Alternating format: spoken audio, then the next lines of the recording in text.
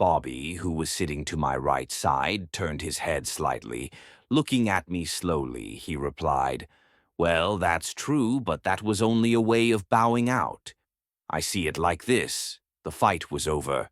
Someone had to win, someone had to lose.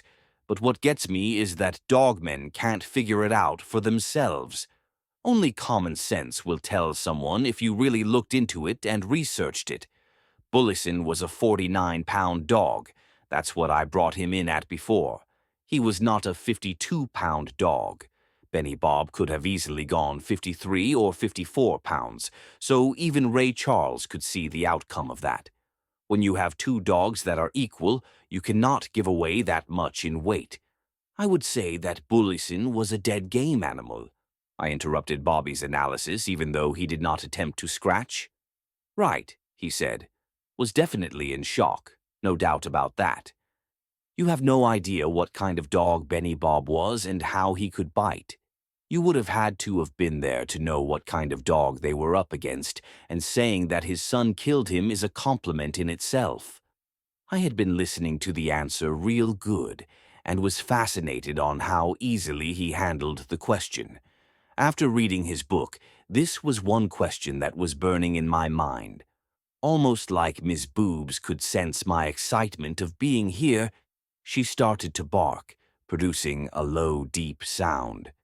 Jeanette would now come out of the house and sit with us, listening to the rest of the interview. "Do you know what happened to Benny Bob after his match against Bullison?" "Yes, I do," Bobby answered. "He went back to Willie Brown's yard and was later matched into Ralph Greenwood's Jimmy Boots. That was the most vicious match I have ever seen. It was like you were watching two grown men with ice picks, and you knew it just couldn't go any further. Then that 5 minutes would pass, and then you knew for sure it was impossible to go another 5 minutes. The whole match was like that. You knew it had to be over because no two dogs could take that kind of punishment. I have never been in a match like that before. Rick Halliburton and Willie Brown did the conditioning on Benny Bob, and Ralph Greenwood did it on Jimmy Boots. I think both dogs were in super shape. After the match, I would have bet you that it didn't last longer than 20 minutes. That's how exciting it was. But it lasted nearly 2 hours with Jimmy Boots being the winner." "Did you condition Bullison for his bout with Benny Bob?" "No," Bobby replied. "Maurice Carver conditioned him, but I feel he was in good shape. Not that it really matters, as he could have whipped him on his best day. You can't give away that kind of weight when the dogs are just that even. After I sold Bullison to Red Walling, he let me manage the dog. Red was running ads in magazines challenging any dog, and I was running ads in magazines challenging any dog in the world at that weight. I even challenged his littermate brother Eli Jr., but never should have matched him into Benny Bob."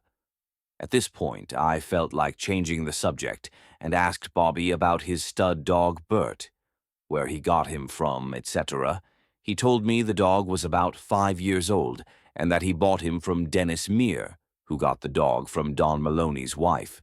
She had given the dog to Dennis since he helped Don work the dog for his first match, and he really took a liking to the dog after Don's tragic death.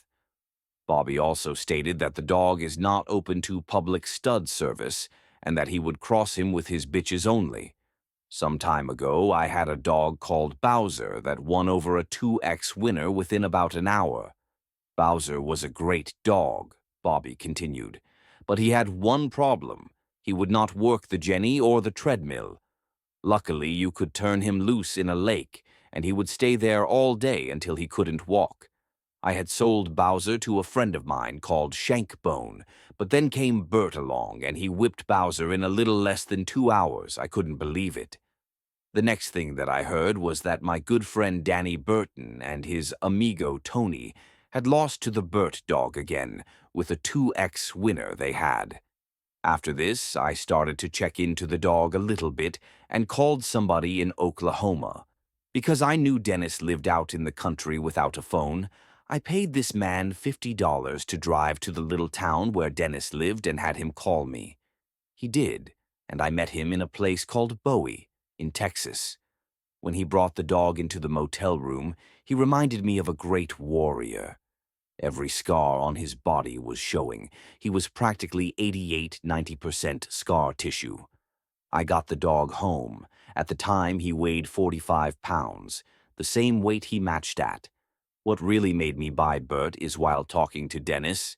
He told me how he conditioned the dog and revealed to me he only worked the dog 5 miles a day behind a truck. That showed me that old Bert won the EOC last 2 matches strictly on his heart. In other words, you would have to kill every hair on him to win. At the time, he also brought a 6th-generation pedigree. I looked at it, and almost every dog in the pedigree I had seen in the last 30 years. I was so happy to get the dog I can't even tell you, after losing my stud dog Robert, son of C.H. Bullison Jr., who was a brother to Benny Bob, at the age of 13 to cancer. I began my search as I was looking for a super stud dog, but an outcross that would click with my Bullison blood. I had been looking for the all-time great stud dog for a long time, and this dog was my ultimate dream to have, a perfect stud dog. He is the only dog to win 3 straight matches in 1 year with a total of 6 hours plus of time.